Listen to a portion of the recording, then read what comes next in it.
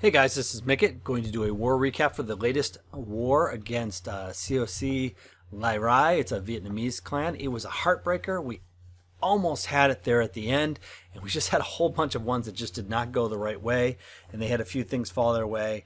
It just didn't. They beat us. They beat us for sure, but we really had a chance to be in there. Didn't quite pull it off, but I'll show you, do a little recap here because there were some good attacks here that I want to be able to at least take a look at. What cost us in the end here was the number of 3 stars, and they got some points up high, which made it difficult on us. They were able to get a couple 3 points there, and we were able to, actually I take that back, we were able to get the 3. I forgot at the end we were able to get 3 of those, but right in this area is where we lost it. We didn't close out those 3s.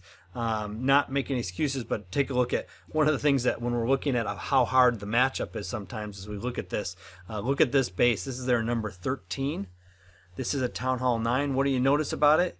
It is, all the defenses are maxed. It would be on our team probably about 6 or 7. So sometimes that happens, especially if we have a little bit easier matchup towards the bottom with the matchups with the having some Town Hall 7s or even lower on their side.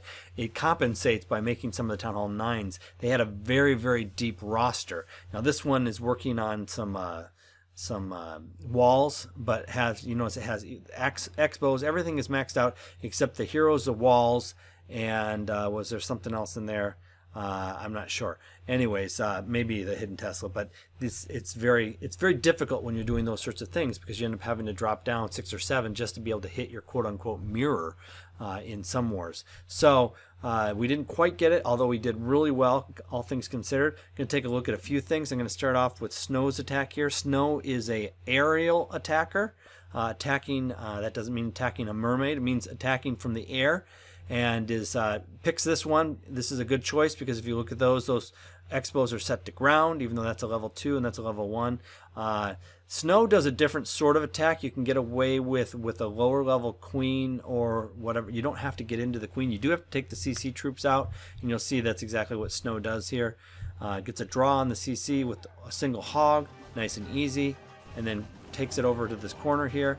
Now, the way that Snow does is a little bit different. Rather than bringing in a few wizards or something like that, chooses to just go in there and it's going to sacrifice the Barb King and then bring in the Queen behind, basically trying to keep as much space as possible to be able to bring in those 4 lava hounds and some balloons. All right, so here goes the Queen, going to pop the ability here, and those balloons are going to go down from the poison spell. And the Queen is going to die very quickly here, but here's where the main part of the attack comes in. All right, bringing in a couple of lava hounds. You want to kind of deploy them clockwise if you can help it, because then they it just allows the balloons to then, rather than go to the side, it allows them to kind of come in at the same time, and it just maximizes it. Pups everywhere. Those lava hounds are exploding. There's still at least 1 left there, I can see. You actually, of all things, you want it to take down the defenses just as the lava hound explodes. That last one exploding there, for example, all those pups, which do more damage than the lava hound. The lava hound itself is a tank, but those pups will do the cleanup and will take out the Archer Queen or Barb King, anything that's left there, and they move around very quickly. So you can see there's some corners here that has to be taken care of. Nice, also, I don't want to say lucky, but it was, sometimes you don't know what to do, that the balloons all go in different directions. Although I think that happens a little bit more with this sort of attack, the way Snow does it, with the 4 coming in from different directions. They tend to collapse on the middle and then go spread back out towards after the defenses are gone. So anyways, I'm going to speed through this. Nice 3-star by Snow. Actually had 2 3-stars with the same sort of attack. Had another one down here on 21, but I'm going to try and make sure.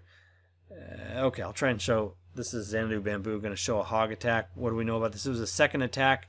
So you see these scary parts here in the lane there, another lane there, other possibilities for double giant bombs. Had already been attacked, actually I think 3 times before Xanadu Bamboo attacked it. And so we knew for a fact, based on the other attacks, that there was only 1 giant bomb and a Tesla in each of the different compartments. And so that makes it much more easy to deal with. This is a go-ho attack. So what you're going to see is that you want to get to that queen, Going to use a golem to get in there. Going to use the golem to do double duty. Going to come and bring the golem in here right next to this archer tower and cannon up here, and bring it across that lane to explode the giant bomb, put a jump spell right there over that moat, and then get into the queen with the Barb King. But the problem when you do that, of course, is you have to make sure that you have to get into the first one with wall breakers and then use the jump spell. Could have used the jump spell here, was another possibility, to just try and get on either side of that storage there, the elixir storage, and the queen probably would have jumped right out here, but wouldn't have gotten the giant bomb pull, so went through that direction. The problem is you got to make sure that you get, especially with that elixir storage there, dark elixir storage, excuse me, you've got to get a pretty wide funnel to be able to get your Barb King and any other troops into the middle there. And you'll see that the CC troops actually don't make it entirely through this. So let's just run through it. Brings 3 heals and a jump spell. Gonna just get a simple lure there. Come and of course the regular dragon and a loon are in there. That's pretty typical nowadays. It's not that hard to deal with, but you know what? It's harder to deal with than if you end up with a whole bunch of troops that can be exploded by the poison spell. Alright, so just dropping some things in there. Put the Archer Queen over on that side just to hopefully be able to keep it more towards center, which it does. Gonna have to quickly drop, got that Golem, gonna drop down a couple of Whizzies, and then bring in those wall breakers in a nice safe spot since the mortar's shooting across there. The Golem will divert. You got a nice funnel here, then drop the Barb King. Holding off on those hogs, holding off on the hogs, holding off on the hogs. Gotta get in and get that queen. About the time the queen is coming and gonna be taken care of and is engaged, you can drop those hogs in. Chose to go on this side with those hogs just because I wanted to be able to have them protected a little longer, and there wasn't any reason not to because we knew the double giant bombs, we didn't really have to path around those things. They do go center a little bit more than wanted. And you see those skellies? That's one reason why a lot of people try and keep a poison spell if they can. But this one, heal had to drop a little sooner because the queen actually on this one didn't die. This was fun though. Watch this one. Okay, watch that. Queen is right there, and there's 2 golemites right there in the middle. There's one on either side of the queen, and the queen starts shooting at that. And when the king and the queen take down the golemite, not that one, the other one. Okay, so the queen is going to be mowing through these hogs. Oh no, she dies from the golemite. So that worked out really well. Otherwise, it might not have quite ended the same way. It's hard to tell because their hogs were going outside. There are a lot of them left, and the arch queen might have gone inside first. Going to speed this up though. It worked out really well. Nice 3-star attack, and is able to do the cleanup here. All right, so let's move on. Another attack here. Let's move down, and I'd like to show. Oh yeah, I'd like to show this one. This is an interesting attack. Mashew or Mashew, I'm not sure.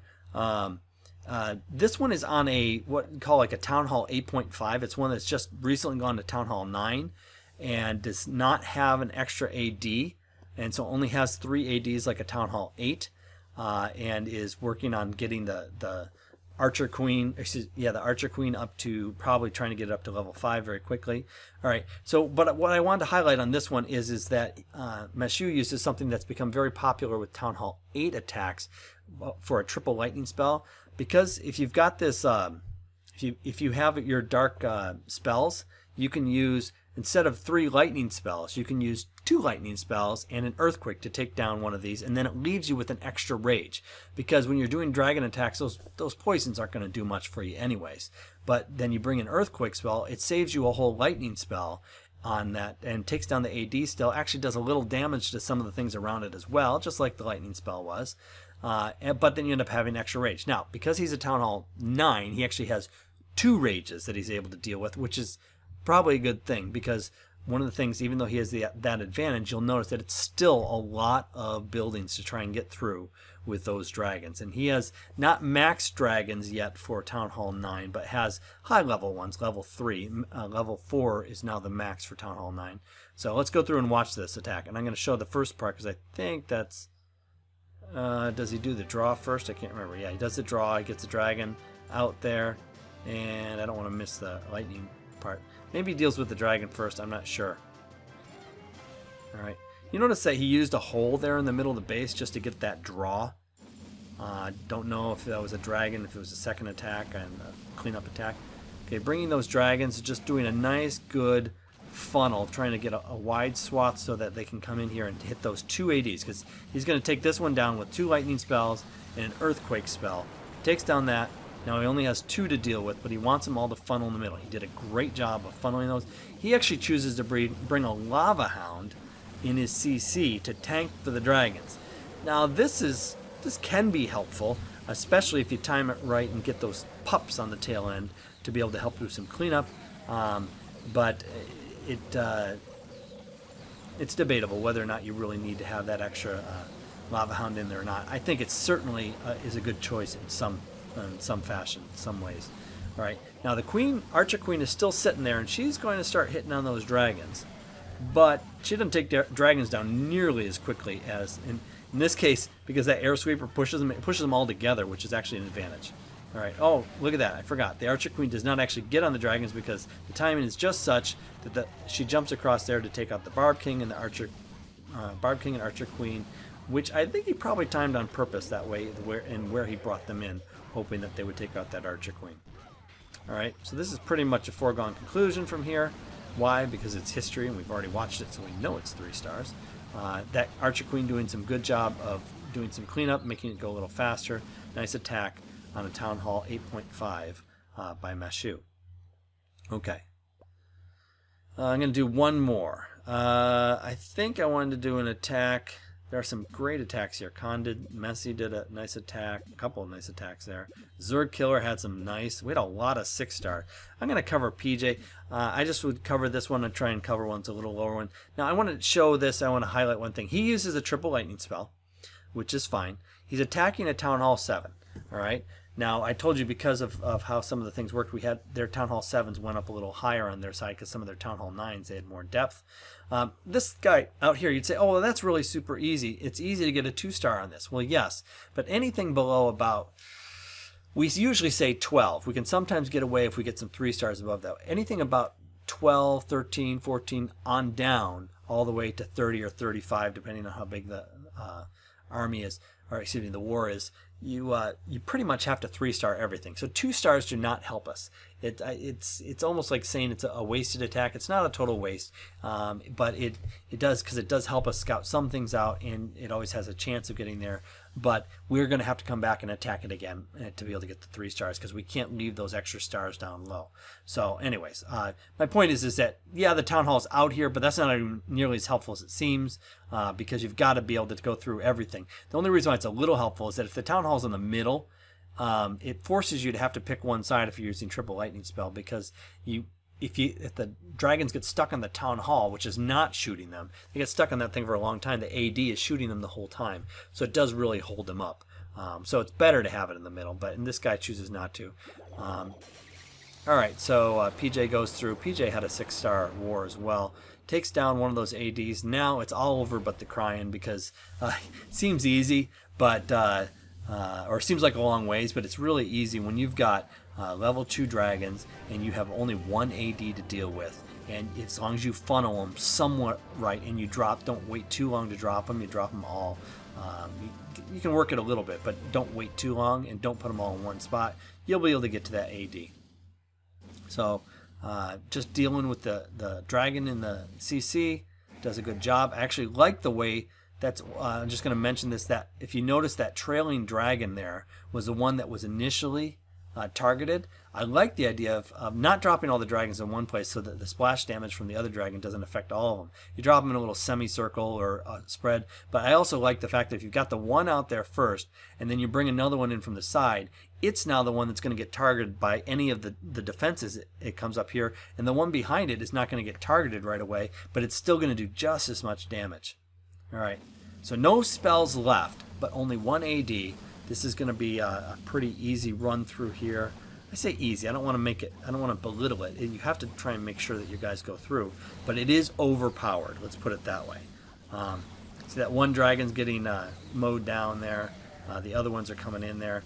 He's waiting a little too long, I think, on these other 2 dragons, but I know why he does. He wants to try and get them straight into that AD. I think he waited a little bit long on them. Probably should have started with the dragons out a little bit more and then brought them in a little sooner so they all go to the middle. They can just rush in there a little faster. Has a dragon, a max dragon, I think, in the CC. That hog in there. You're like, what does that hog do? Well, the hog is the one that took down a lot of that AD when it was in there. And it's almost gone, so the dragons just finish it off. Another option is to have a dragon and a loon. Alright, he doesn't even bring the Barb King in for a long time. When you bring that Barb King in, what you're going to want to do is you're going to want to make sure that you hopefully you've looked at these corners. Now, I didn't see him start this one, but I'm pretty sure he started a dragon that corner, and he had a dragon, of course, there at the beginning. That just makes it so you have less to clean up at the end, and it funnels your guys. So if they have those on the outside, those are pretty much a gift as long as you use them. All right, so he has 2 more of these. I'm going to assume, I forgot on which one, but he's probably going to drop a Barb King on one of them just to be able to get it out of the way, and then the Barb King will come in and start doing some cleanup. The best place to put it would be on the top here. I don't know where he puts it because there isn't that much there he goes. Because the wizard tower is up there, the cannon's down on the bottom. In theory, it might hit him faster and take him down faster, but it's really not even an issue at this point. He's just mowing through this with his dragons. Nothing left to hit him. Plenty of time. I mean, it says 15, but there was plenty of time in the actual attack. Good job by PJ.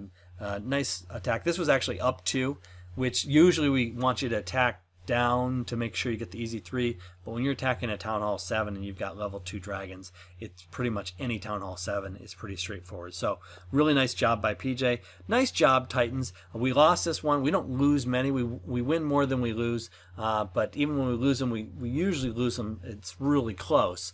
We're always fighting till the end, and we always try and win this through participation. Really nice job. Make sure you keep getting those sure 3 stars rather than going up too high to begin with, so we have to follow up behind.